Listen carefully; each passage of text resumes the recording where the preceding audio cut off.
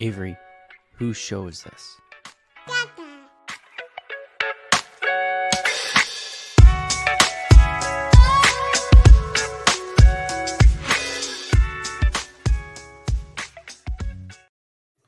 And we're live. Welcome, everybody, here to the Lakers Lounge podcast. I'm Anthony Irwin, Senior Lakers Insider for ClutchPoints.com. I'm still getting used to using that title. And is it bad that I didn't know you had that job? You know what, man? I talk to you every day. I'm not positive they do. So let's try to not call too much attention to it. That other voice that you heard right there, that is my buddy Kirk. He runs Mavs Moneyball. He runs Pod Maverick. He is honestly like a really unique figure in this space still, where most people have either basically said like, all right, this is my job, or they have left. And you're just like, you know what? This is not my job, but I'm still going to keep on doing this. And you're going to keep doing it really well. Kirk, how you holding up, bud? I'm okay. And, you know, let me just tell you that when you make a decision to have a second kid, and that little extra money, which you considered beer money, becomes daycare money, that's a strong incentive to keep on posting. So the daycare is so goddamn expensive. Mm-hmm. It's another mortgage. It is. It's a whole anyway. That's why like Miles is not in daycare yet, and I'm just like, you know what? I'm gonna hold on as long as I possibly can. I get it. Was I writing today while he was in the other room on top of the kitchen table playing with Avery's arts and crafts stuff? Maybe. Mm-hmm. But you know what? These are risks that I'm willing to take. Today on the show, we're going to be talking about the Mavericks. I've been doing this contender series since basically the beginning of training camp. And what it is really is an excuse to talk to my friends who also cover these other teams and get paid to do so. And that is what this is going to do.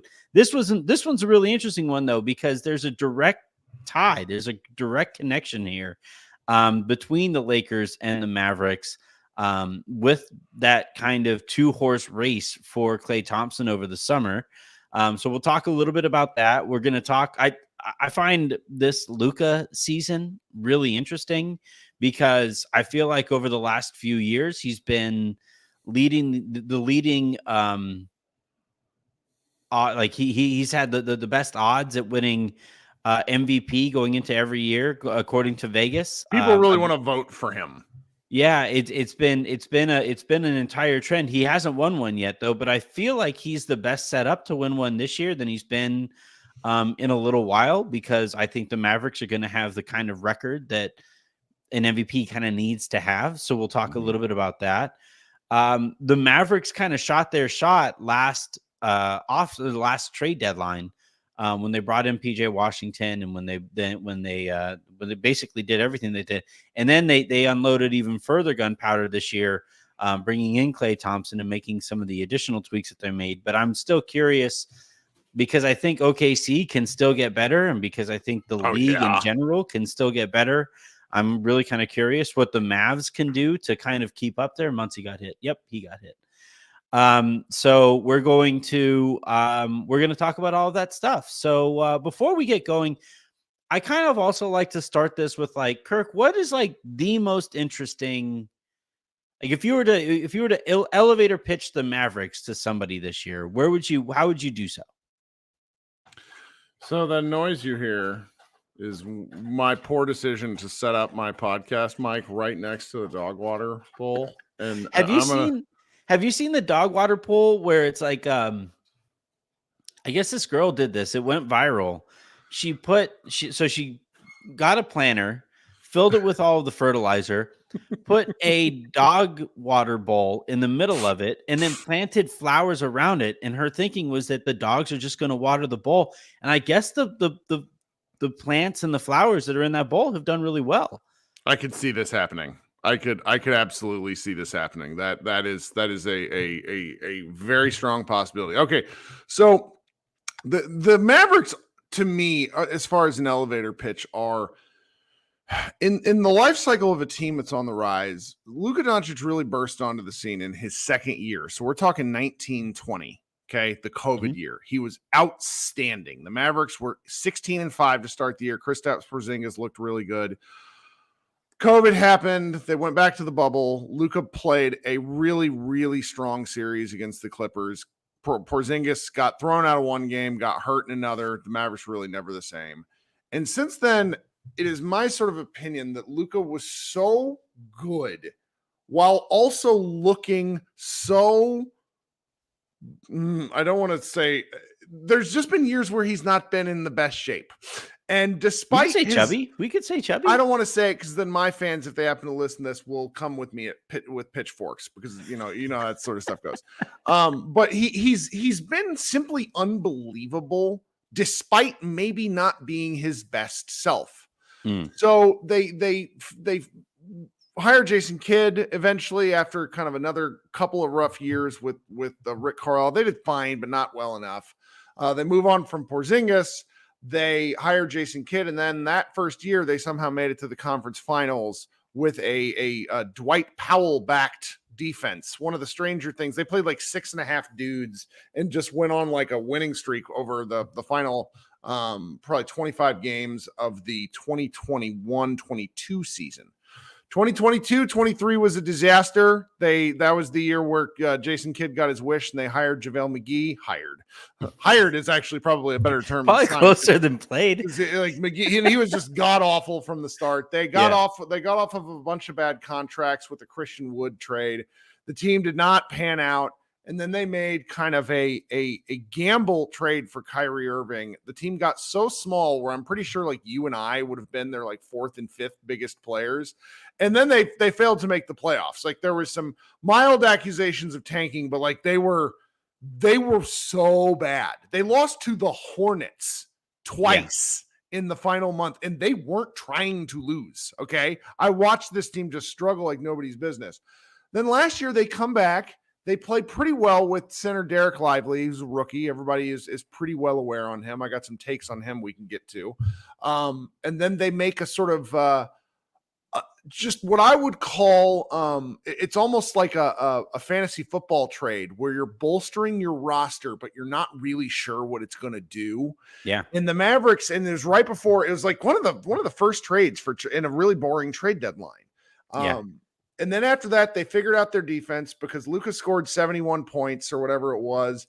The league got real mad at that, even though he actually didn't score it from the free throw line like Joel Embiid. He just hit a bunch of threes.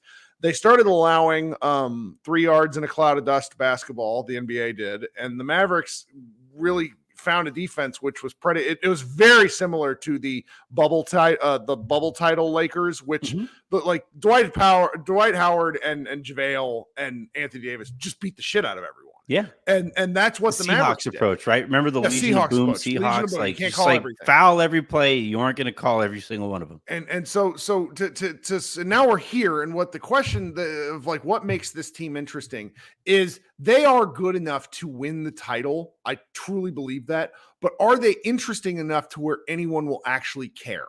And I think the answer right now is a firm no, because they're just sort of bypassed. They made the Western Conference Finals 2 years ago and the finals this last year, and everyone's kind of just looking at them going, And I don't think it's because they think the Mavericks are bad.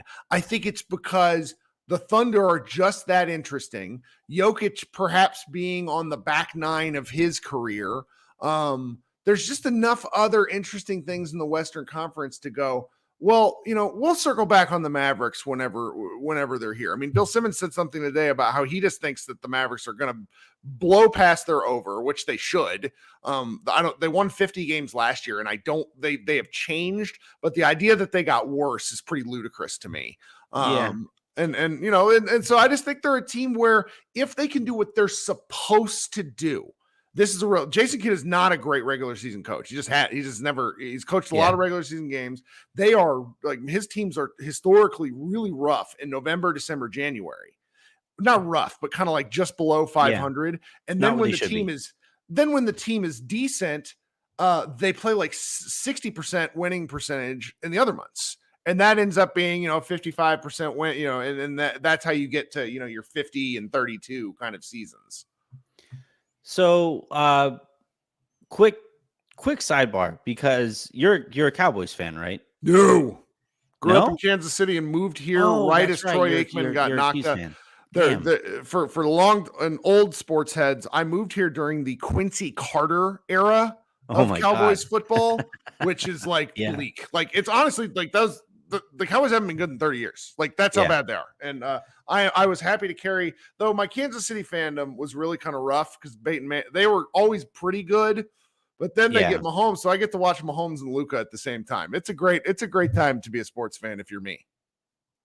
I'm really happy for you. So happy. So happy. Thrilled. Tell me more. I say this as my Dodgers are in the NLCS, so I guess I can't, and the Vikings are 5-0, so I guess I can't complain too much. No, the reason I was going to ask if you were, I don't know why I blanked and forgot that you were a Chiefs fan, with our mutual friend Matt Moore, but I wanted to ask you about the Jerry Jones thing, as that came up, and him threatening to fire a radio host who asked him too tough a question, and all of that. And obviously Lakers fans, I drew the connection in a few more words than was necessary, just to make sure that like it wasn't a direct shot at the Lakers, but the followers kind of understood what I was doing there. Sure. When I said, Jerry Jones's reaction is not that, it's what happens when somebody who's surrounded by sycophants is finally asked a tough question. Right. And, like Jeannie Buss, coming into the season was calling his haters and all of the stuff. And, yeah, I wanted your thoughts on that, but we can move on though to no, it's funny because I think the media coverage of it all is pretty fascinating. It's worth looking into because the Cowboys are a content machine. And I will say that like what makes it interesting is just like the Lakers, I honestly believe the Cowboys believe all content is good content. Like Mark Cuban, when he was the primary owner of the team, was so available that he sort of turned everyone in his favor because he was willing to talk to them. And like, what happens when you actually talk to somebody? You become more sympathetic to their point of view. Yep. As a designated hater, it's so much better to not think of these people as people and only think of them as like the athlete. Cause like it's like, oh, well, I know so-and-so and I know what his intent is because he's told me off the record, but I can't share that. So like watching this guy who's actually been pretty,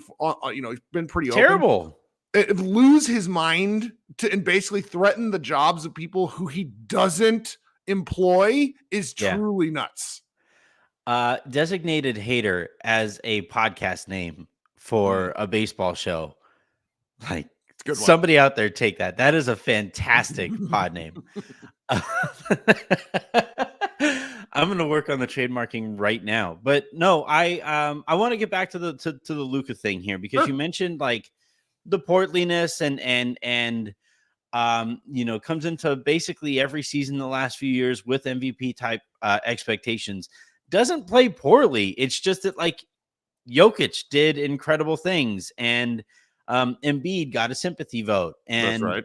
And then we arrive back here, and then we arrive back here to where things stand now. And like I think this is the year. I really truly believe this is kind of the year for Luka to take care of business here and win this MVP. And I like, frankly, nothing else matters in the Western Conference, because if he has that kind of a season, because of the supporting cast that he has around him, if he has an MVP season, carries that into the postseason, this is a Mavs championship year, or they at least get to the championship series.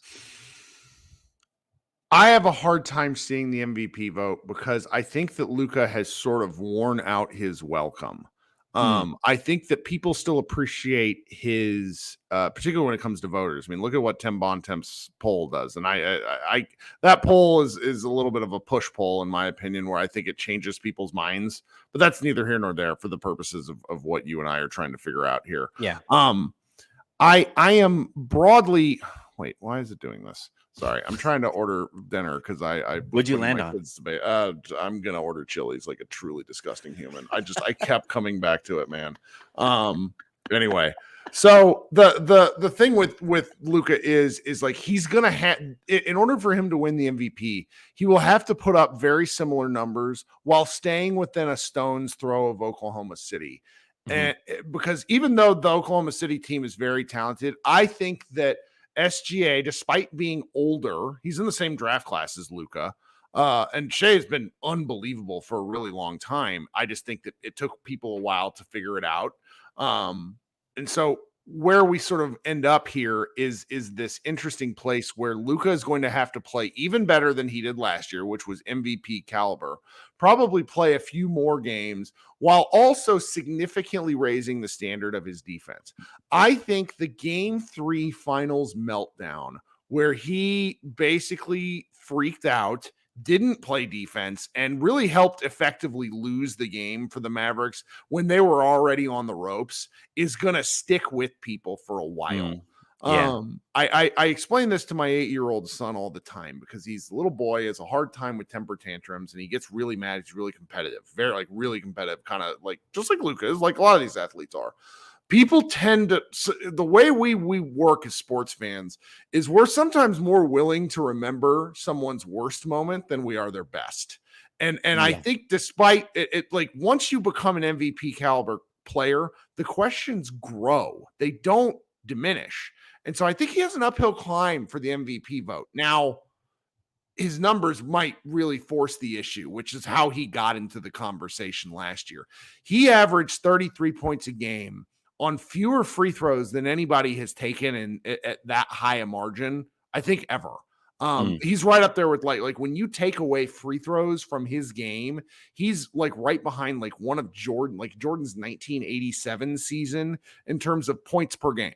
Yeah. And compare He's that to a like Embiid, whose free throws make up like right, and 25, that's 30% of his. yeah, it's a crazy number, and so that's sort of where I've ended up landing, where it's he's gonna have to play really good defense, not do the things that he's done that has gotten him into trouble to begin with, and also continue to put up those kind of numbers. So I see it as within the realm, but if he's doing that, then the Mavericks are probably winning, let's just say like 57 to 58 games. And he's playing closer to 70 games as opposed to 60, which has kind of been the norm for him. And you know, and that just strikes me as particularly hard to do. Yeah, I think who wins the award, like what goes into voting and stuff like that. Like I think those are two separate conversations. I more mean if Luka has an MVP type season and carries that all throughout the playoffs, that makes the Mavericks pretty damn tough to beat. I was also interested though, like and I promise we'll talk about Klay here in a second. Frank Vogel is in the Mavericks organization now as a consultant.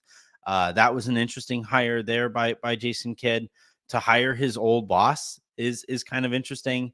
But the Kyrie road finals games thing was an interesting one. Like we know how mental Kyrie can be.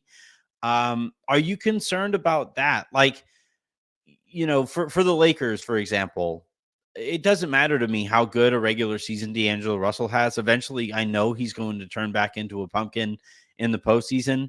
And like, I don't find myself care. Like people are like, oh, D'Angelo Russell's in for a career year. He had a career year last year. D'Angelo Russell in the regular season was fantastic. I just didn't care. I still don't care about it all that much because I know what's eventually going to happen in the postseason. And if that's and Kyrie is not that guy, right? We know what he did in prior postseason runs before. But if that's kind of lingering back there as a possibility, is that something that you're nervous about, like moving forward, or do you think it was just a one-off situation playing against Boston in that specific city, a place that he has never really felt all that comfortable?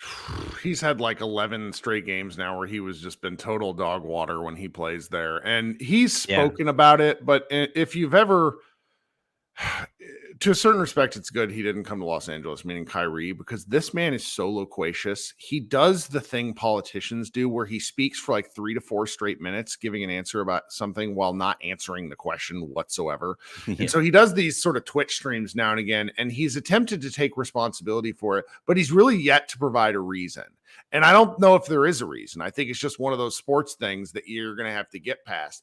I would really, I sort of approach that as, yippish? okay. Like, do you think it's like, does it feel a little yippish? Like, does it feel bit, like? But I suppose what I would like is like if the Mavericks get back in that situation and it happened to be a finals rematch, I'll take that. I'll take that and have to deal with it when they get there. Do you know what I mean? Yeah. And I'm not. Kyrie is such an interesting partner for Luka. He's worked out much better than I ever could have imagined. He's really elevated his play in particular ways, and he's just at like the right spot in his career to make it work.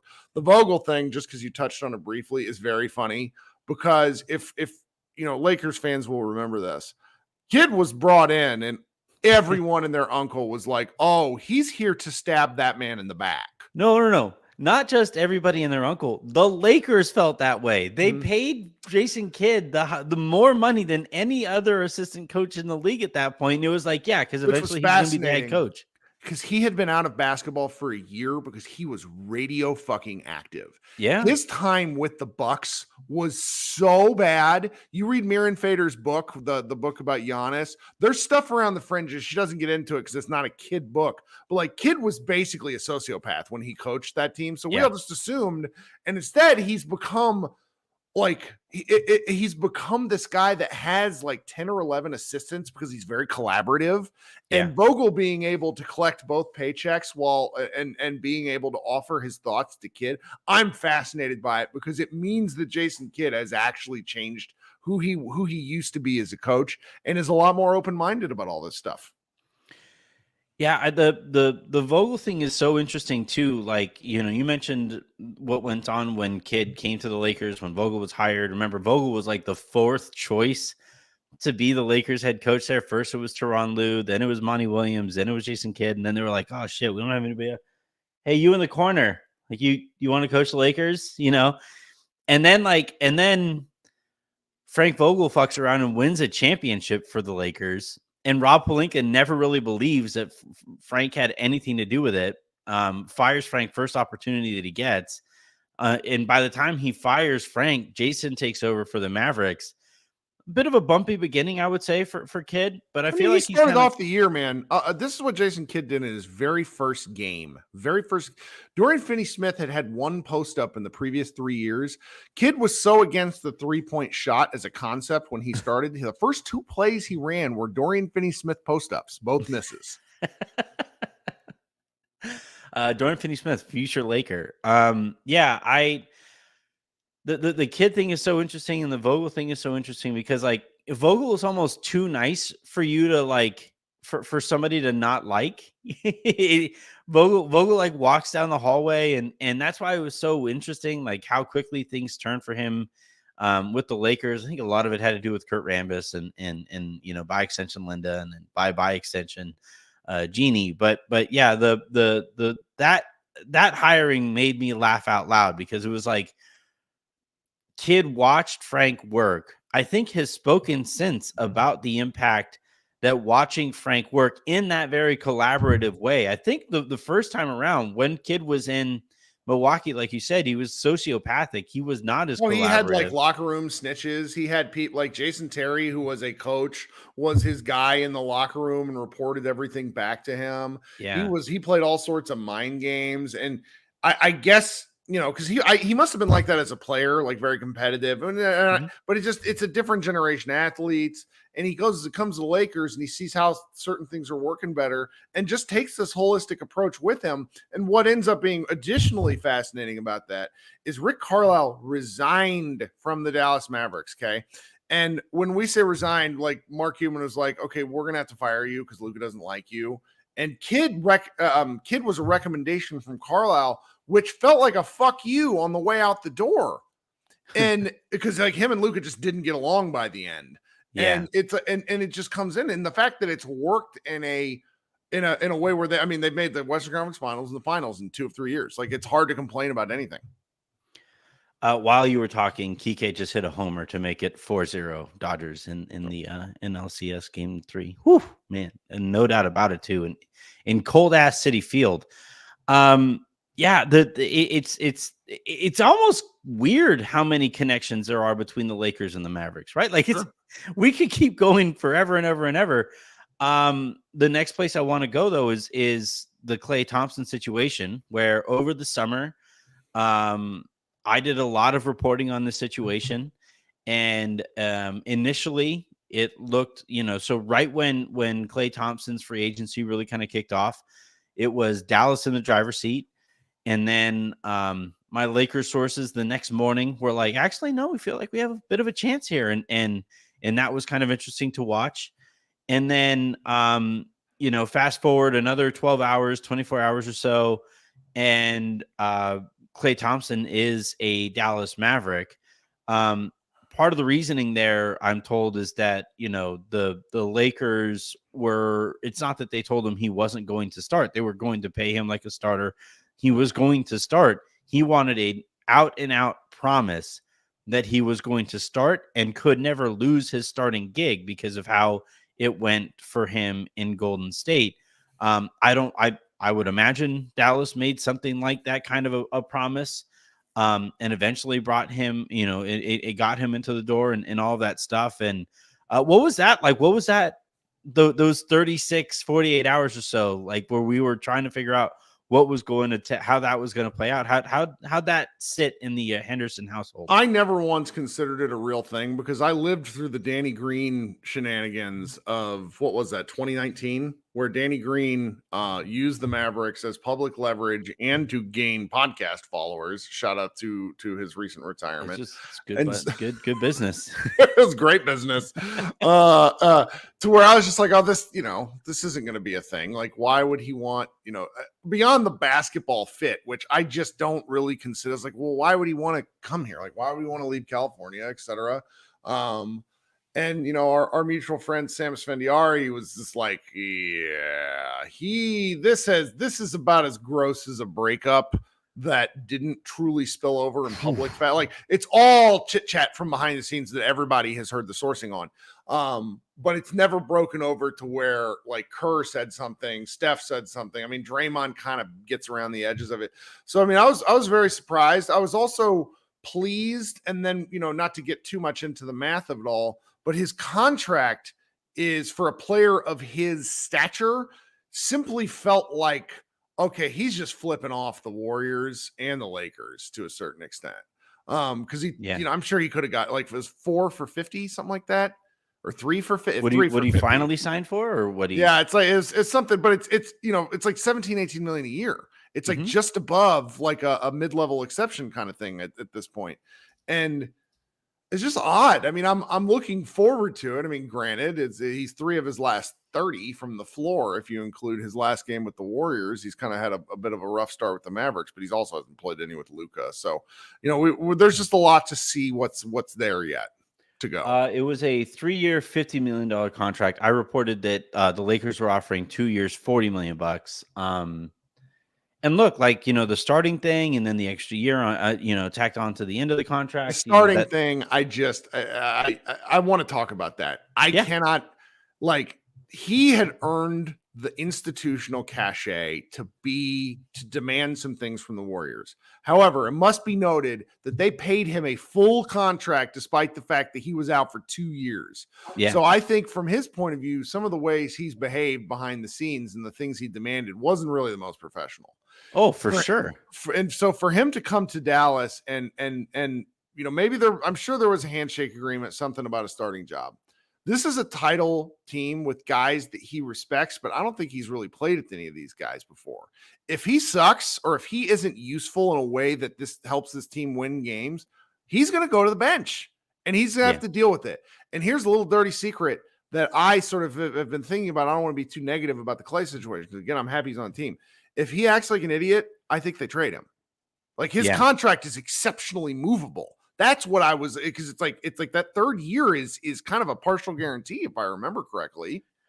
No, it looks like it's I mean, it's a good enough deal guarantee. with a guy like a shooter like that. You pay, if he's paying like 17 Yeah. million a year, is it 17? It's like, I don't know, whatever it is. I can't do math right now. I don't want to do Yeah, that. well, I think that's fair. I do think teams are very reluctant to bring money onto their books, Sure. like that isn't bona fide, legit money that they know they'll get production from. I mean, I think you're going to get production from Klay. Like, that's what's been so wild about Mavs fans who didn't know. They're like, well, he's washed. It's like, okay, but he still shot way better than Tim Hardaway. So what are we doing here?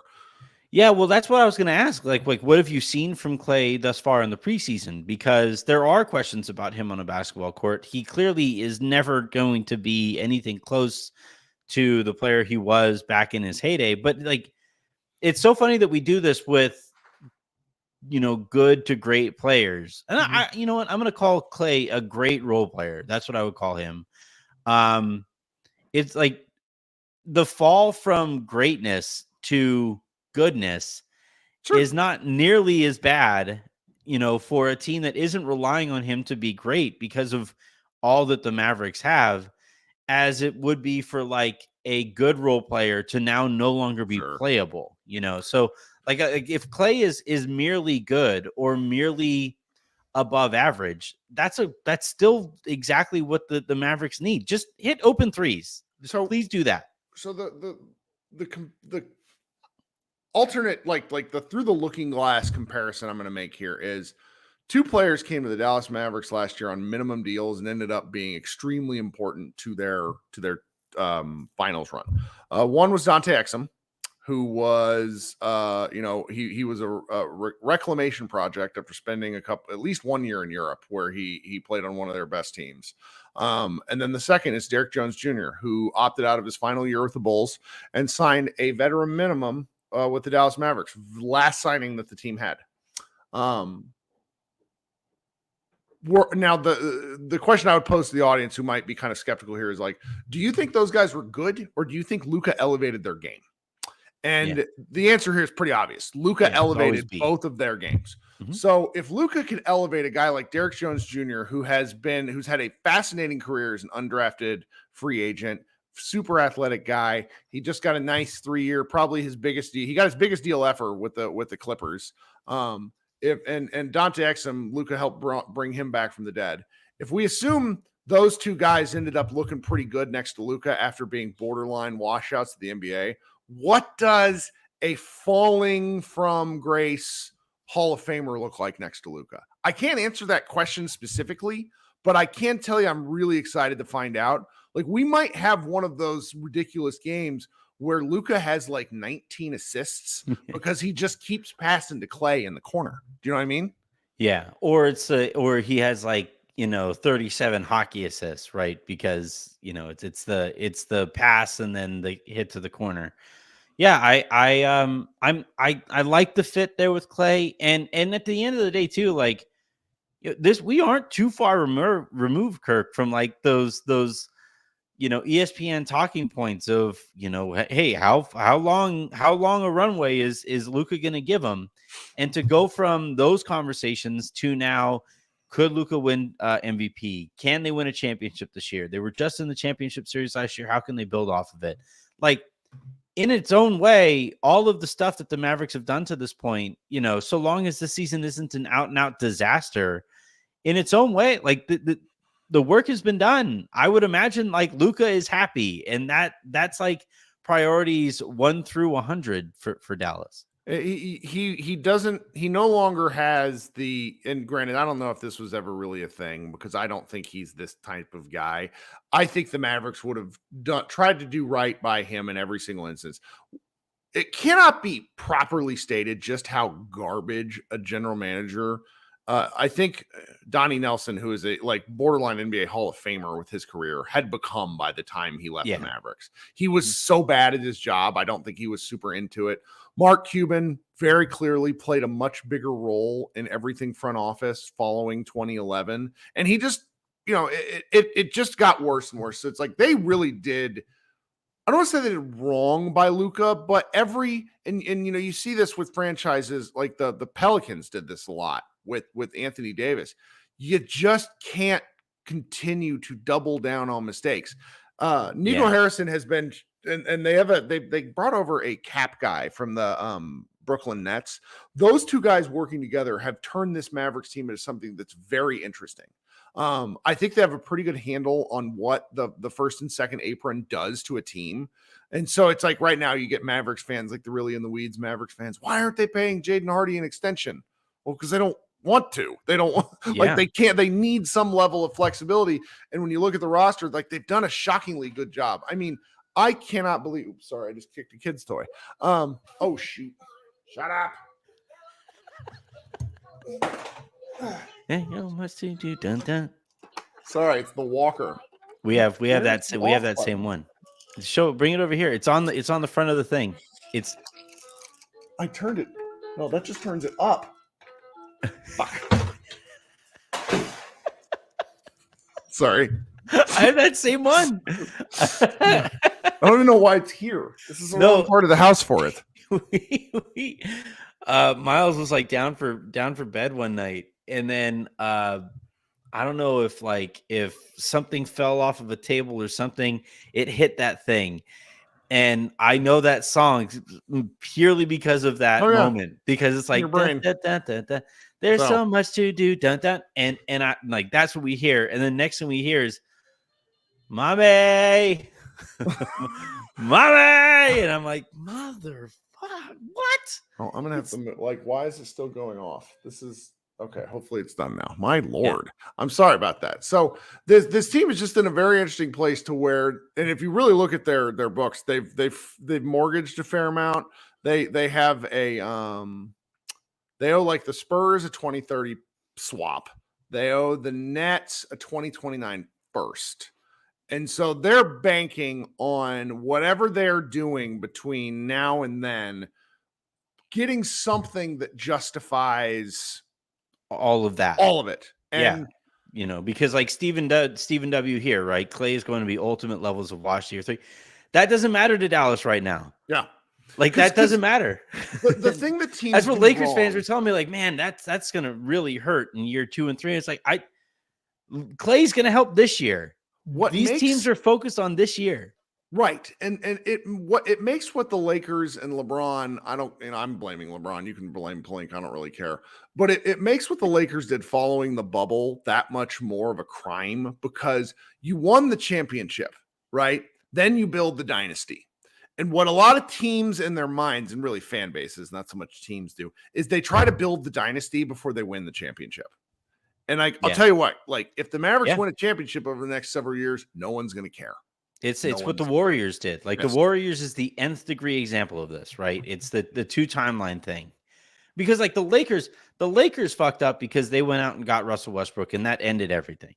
Mm-hmm. And then right now they're trying to do the 2 timeline thing on a team that isn't good enough on this timeline either.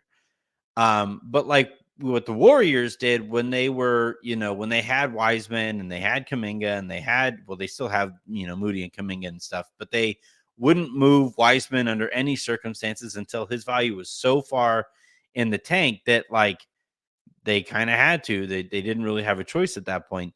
That's what you're talking about.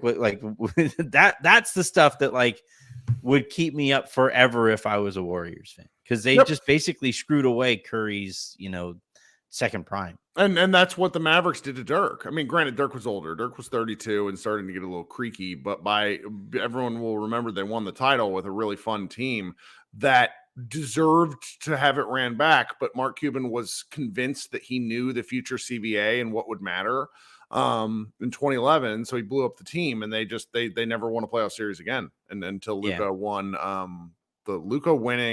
Luka and Kidd winning in 2022 was the first playoff series the Mavericks had won since the title. Yeah, man, that's crazy. Mm-hmm. Actually, that's one final last thing that I wanted to bring up before we get you out of here is the Cuban sale, and is the and well, I was going to ask you about roster tweaks. I'm not going to do that. I just want to the Cuban sale is actually really interesting to me, and not just necessarily because of what it might mean for gambling in Texas or anything like that, but like I'm curious how fans have taken that, because I feel like for the most part, I don't think they know. Really? Really, because he still gets interviewed all the time, and he's still a minority owner. Yeah. I wouldn't be surprised if Adelson buys him out at some point. Or no, it's because Adelson is not despite everybody's Adelson is not involved with the team. It is the son-in-law who runs most of the actual business, and I can't remember his name right now. I don't know if anybody really cares because it's and I say this seriously, you ever see one of those goofy videos where it's somebody interviewing, where does such and such Laker go to college? It's and you still get people, it's where did Kobe Bryant go to college? And you probably have a whole bunch of fans answer wrong despite the obviousness of that question. Yeah. And I say, people just don't, Cuban is so much interlinked with the team's identity. I think he's going to continue to be linked with them for at least another decade, even if he totally sells the team. Well, this is another thing that I feel like is so eerily similar between the two organizations that we're talking about here with the Lakers and the Mavericks, because I could see a world where the Buss family executes a sale. My dog is tearing something apart. Keep talking. Okay, yeah. Where I could see a world where the Kirk, you could have muted yourself. Oh my God. The Lakers and the Buss family specifically execute some kind of a deal with Guggenheim, not unlike what Mark Cuban did with Adelson and the new owners of the Mavericks, and it essentially allows the Lakers and the Buss family to, here he is, he's back. She just tore a couch cushion apart. My other dog.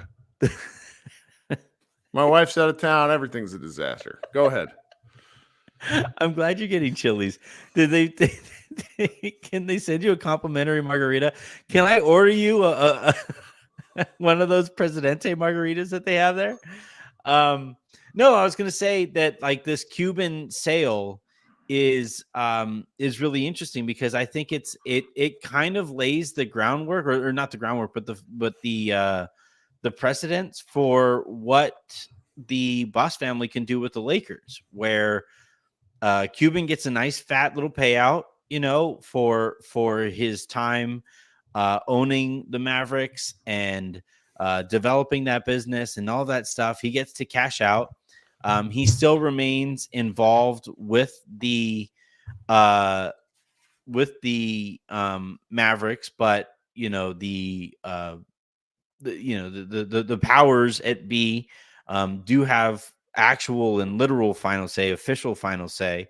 And then you kind of go from Cuban doing everything and making every final decision to what you have now, which feels a lot more productive for the Mavericks. And for Lakers fans, this feels like exactly what Lakers fans are kind of sort of hoping for. Right. And we'll see if it actually pans out that way. The best owner is the one you never have to think about. And it's in the last 10 years, we've become so accustomed to hearing and knowing what all different sorts of people think and know about everything. And I have an editor at Mavs Moneyball, his name's Ben, who always sends this 2021 Wall Street Journal headline, and the headline is, "We know too much about one another." And that's where I find it, because it's you and I briefly chatted about this, but it's that Jerry West story the other day where it's all this reporting gets done. It's I don't want to know anything about the Rambuses in 2024. How is that possibly a thing that we have to know about? It's very, very frustrating. Yeah, I would say so. Kirk, I've taken up way too much of your time, and it has been an absolute pleasure. This has been one of the show. I'm sorry. This has been one of the more chaotic yet hilarious podcasts that I've done. This reminds me honestly of early podcasting. Oh yeah. Remember she's still over there. I'm gonna kill it. I'm not going to kill this dog. Let me be clear. But I'm also not going to kill this dog. She keeps. I just saw the headlines. You see, like, I don't know if you can see over there. That's my couch. I'm in my living room. There she is. She keeps popping her head up. She's like, hey, I'm causing more trouble. Hey, come here, you. Go. I just saw like you see the headlines of like Media Matters and stuff. Mavericks podcaster threatens to kill dog on the air.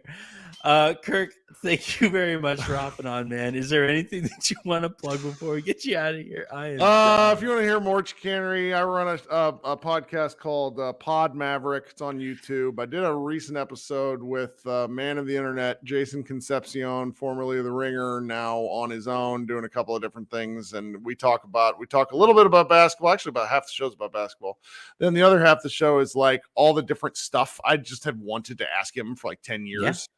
Related to fandom, and so that was a fun show. But if you ever want to know the beat of the Mavericks, I will tell it to you straight because I love and hate this team so much. That's a great way to put it. That's a great way to end this. Kirk, thank you very much for hopping on. We have a show tomorrow morning lined up with Trevor Lane of Lakers Nation, and then the Lakers play tomorrow night. So we will be live after that game, and that will do it for this week's episodes here of The Lounge. So for Kirk Henderson, I am Anthony Irwin saying, have a great rest of your day, make somebody else's, and we will talk to you tomorrow. Don't kill that dog, bud. I'm not gonna.